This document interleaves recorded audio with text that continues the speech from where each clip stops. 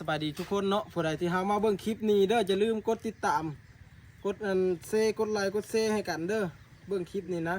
อย่าลืมกดติดตามนะอย่างเล็กนะเพื่อเป็นกำลังใจให้คนฮอด10 คนนะเดี๋ยวนี้5 คนฝากติดตามเด้อทุกคนเด้อไปเฮามาเบิ่งไปเฮามาเบิ่งคลิปนี้แล้วกันเนาะ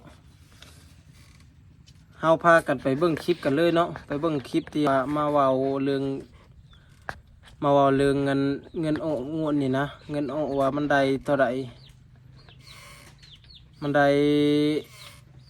เงินเฮาไล่เขาได้เท่าไหร่นะไล่สีเท่าไหร่เขาฮักเท่าไหร่เนาะ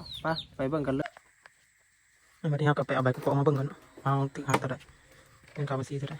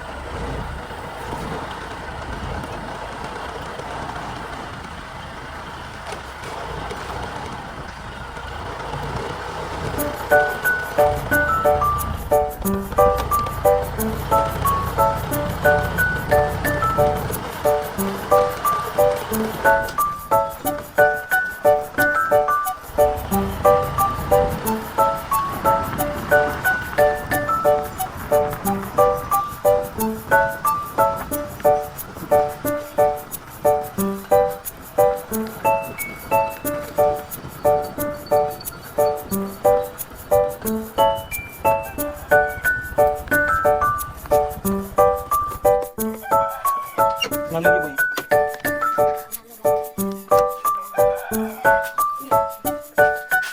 แล้วก็พอแล้วนะอะไรพร้อมสิเห็นปะ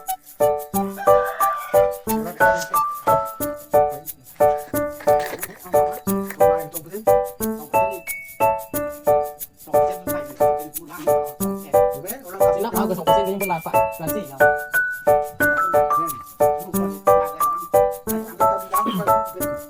แต่ก่อนไล่ฮักกันได้ก็ยังฮักแล้วฮักนะแต่ว่าเงินได้จะพากันวัวกันน้องพอคิดกันนะเฮียกันก่อนว่ามันฮักหลายก้อนนี่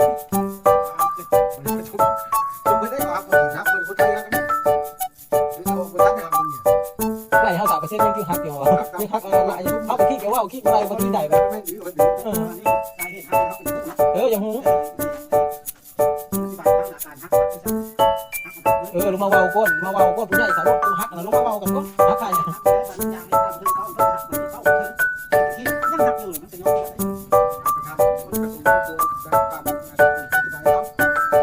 นั่นก็จะมาพากันพูดกันก้นตอนนี้เราได้ไปในแบบกุ๊กมาแล้วว่าไรอันนั้นน้ำหนักเท่านี้เอาไล่มาเร็วนี่3 ตันกับ111 โลน้ำหนักเฮานี่รวมเป็นเงินรวมทั้งเบิดนี่รวมเงินทั้งเบิดนี่แปลงได้4 ล้านปลายบานี้มี5 แปลง4 ล้านเบิดได้อยู่22 ล้านปลายเงินรางวัลเราคิดอย่างใดเป่าเนาะได้2 แสนเป็น22 ล้าน2 แสนเงินทั้งเบิดเฮาบัดนี้ได้ฮักบริษัทฮักบ่ทักหยังเลยฮักเบ็ดว่าเฮาคิดบ่ได้นะบ่ได้มีแต่ว่าที่แท้เฮาคิดได้หลายอยู่นะมีในบริษัทเมื่อยเฮ็ดเวียกนำเวียดนามจีนเขาบ่เข้าใจอย่างเฮาเด้อฮักเบิดล้านปลายนะนี่ลายฮักนี่เห็นบ่ลายฮักเบิดอยู่ล้าน4 เศษนี่อันนี้เปลงได้3 เศษปลาย3 เศษ2 เศษ5 เปลง5 ซื้ออะไรใส่5 ซื้อเบิดอยู่ล้าน4 เศษล้าน4 เศษกับ5,000ยังบ่ได้ไล่อาโกะนั่นนี่เบิดล้าน4 เศษ5,000กับบริษัทบริษัทฮักซื้ออันเฮ็ดงานในบริษัทนี่ จะเฮ็ดไปได้เฮ็ดมันยากเนาะไปเบ็ดนี่นะ บ้านนี้อาก่อนบ้านนี้อาก่อนนี้เฮายังบ่ได้ไล่เบิ่งอาก่อนนี้เบิ่งลา7เศษปลายนะบ่อยู่ลา7เศษปลาย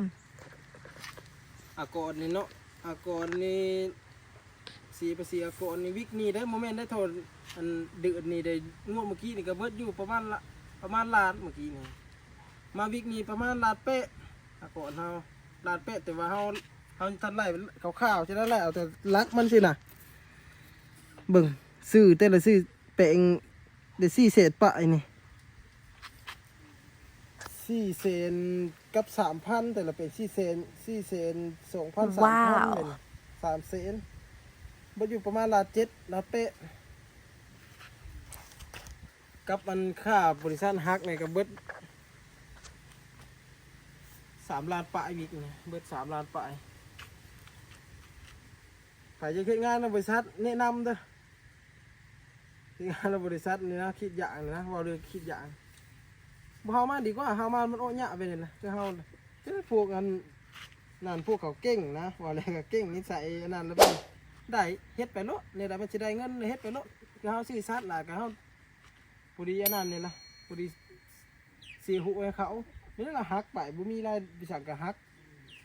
ที่แท้อย่างเฮาคิดได้อยู่เฮาได้เบิ่ง